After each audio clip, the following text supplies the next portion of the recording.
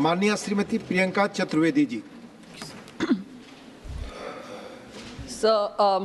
Working of housing and urban affairs की अगर चर्चा की शुरुआत करें तो कल रात को जब बारिश हुई थी और पार्लियामेंट 1 साल पहले इनॉग्यूरेट हुआ है, जिस तरीके से पानी का जल भराव हुआ था और अंदर लीकेज हो रही थी, उसी से वर्किंग समझ में आ गई है क्या चल रहा है। सर प्रधानमंत्री, मैं महाराष्ट्र से आती हूँ जहाँ पे सबसे ज़्यादा अर्बन पॉपुलेशन है और प्रधानमंत्री आवास योजना के अंतर्गत जो पैसा वहाँ पे आवंटन किया गया है, अगर उसकी प्रोग्रेस देखें तो 20.72 प्रोग्रेस हुआ है इन सिटू स्लम रीडेवलपमेंट का।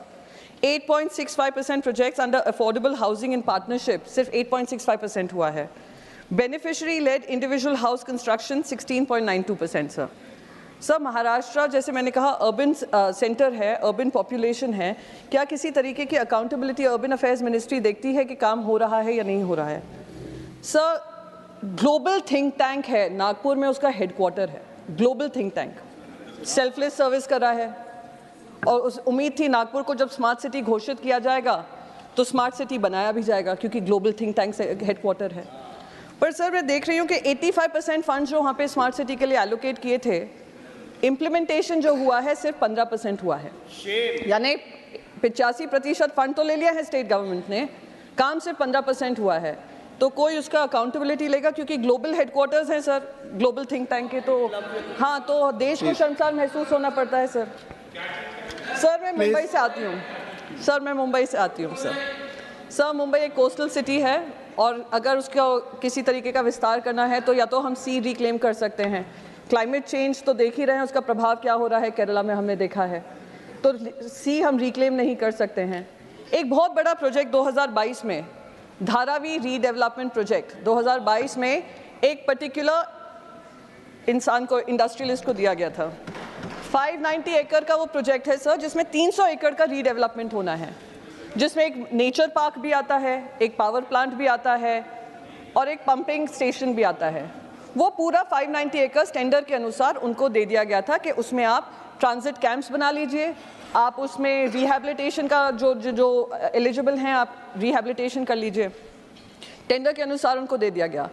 वो जीतने के बाद वो आकर, वो जिनको ये कॉन्ट्रैक्ट दिया गया है, वो आकर कहते हैं हमें और लैंड चाहिए रिहैबिलिटेशन के लिए। उन्होंने 540 एकड़ और मुंबई के मांगे हैं जो राज्य सरकार उनको फ्री में दे रही है। आप मुझे बताइए, देश के इतिहास में जो भी रीडेवलपमेंट प्रोजेक्ट टेंडर के अनुसार जीते गए हैं कि आपको 3 गुना लैंड चाहिए, 300 एकड़ का रीडेवलपमेंट है, पर आप मांग कर रहे हैं 1100 एकड़ की।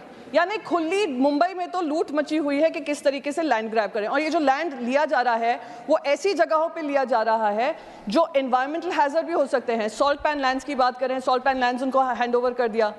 माहिम नेचर पार्क है, उसको भी उठाकर इनके हाथ में कर दिया गया।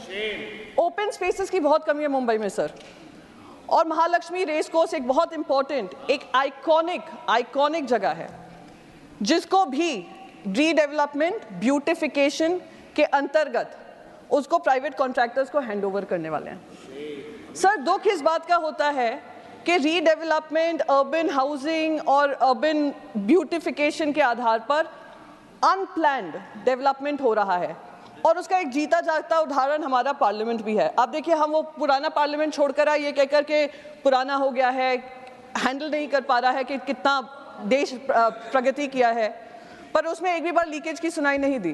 कल तो हमने नेचुरल स्विमिंग पूल भी देखा जहाँ अंदर ही लीकेज हो रहा है। तो अगर हमें अर्बन डेवलपमेंट की हम बात करें, हाउसिंग अफेयर्स की बात करें, ज़्यादा से ज़्यादा शहर अब अर्बन जो पॉपुलेशन है अर्बन सेंटर्स में आ रही है क्योंकि जॉब्स की प्रावधान वहाँ पे होते हैं। तो we will have to plan our structures in such a way कि वो सिर्फ 20 साल नहीं, 2 साल इनॉग्रेशन के बाद नहीं, एयरपोर्ट्स के जो रूफ्स टूट रहे हैं 1 साल के अंदर अंदर वो खराब हो जाते हैं। हमें 20 साल, 25 साल, 100 साल आगे की प्लानिंग करनी होगी और वो कहीं ना कहीं लैकिंग है, वो इंटेंट लैकिंग है।